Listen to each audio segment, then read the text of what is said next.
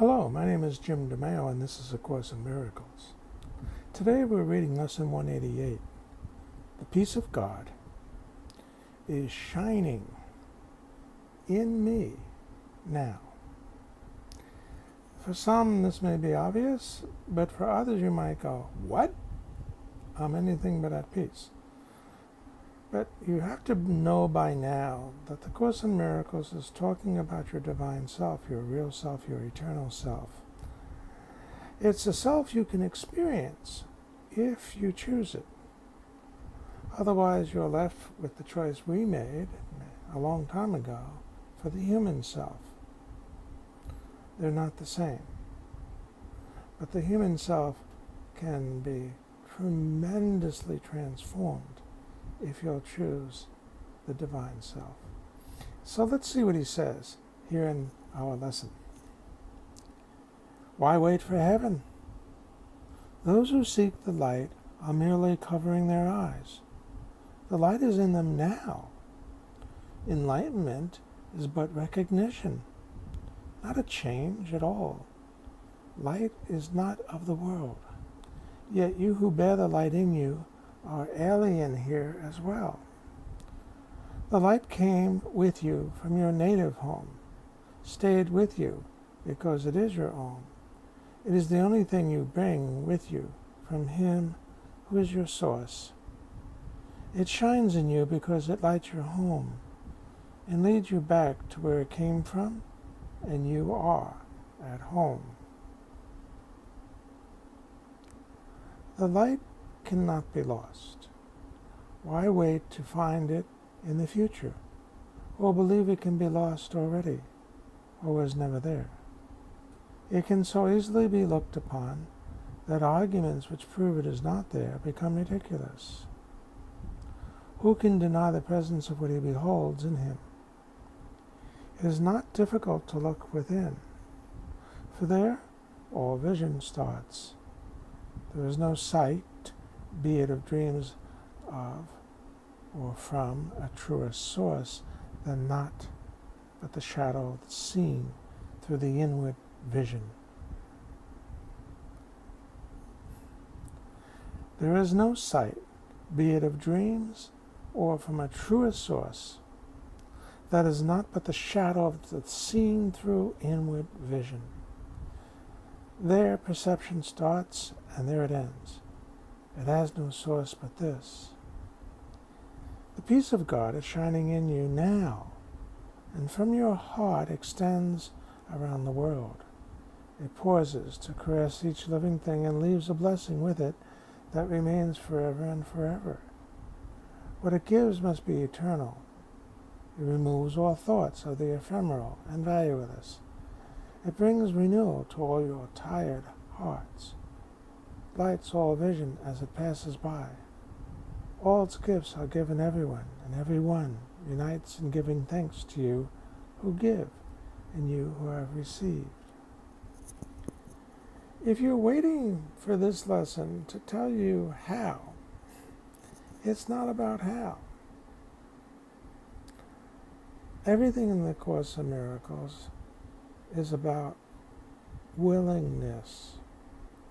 The Holy Spirit takes care of the how.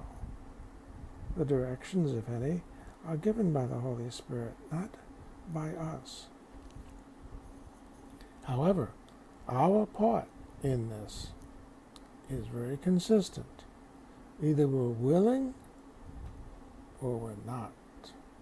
Willing or not. The shining in your mind reminds the world of what it has forgotten, and the world restores the memory to you as well. From you, salvation radiates with gifts beyond all measure, given and returned.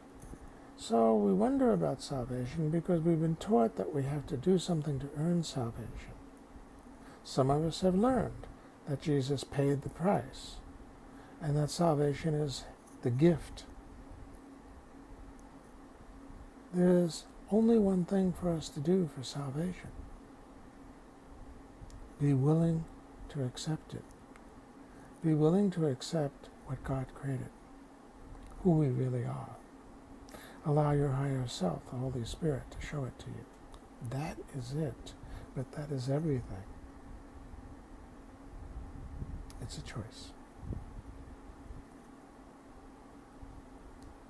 The peace of God can never be contained. Who recognizes it within himself must give it, and the means of giving it are in his understanding.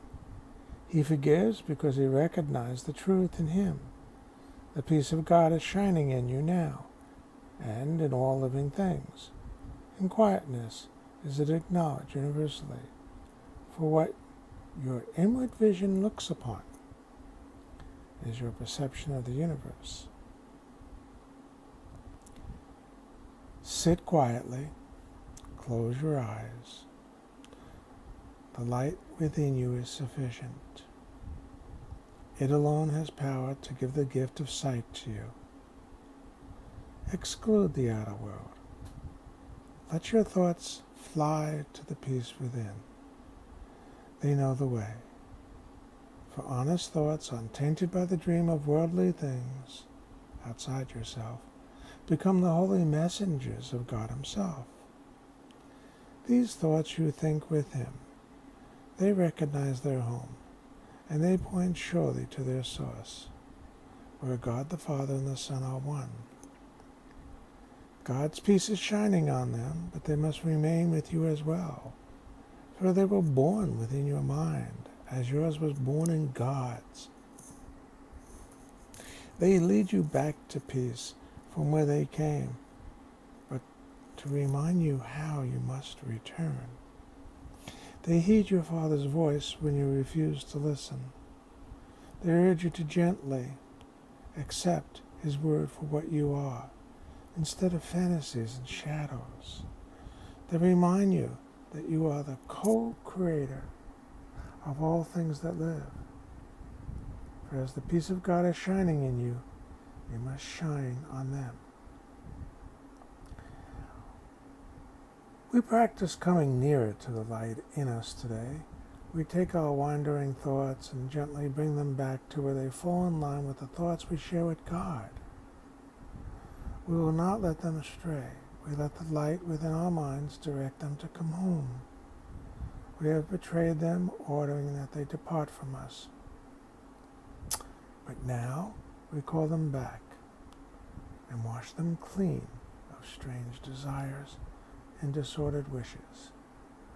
We restore to them the holiness of their inheritance. Thus our minds are restored with them, and we acknowledge that the peace of God still shines in us, and from us to all living things that share our life.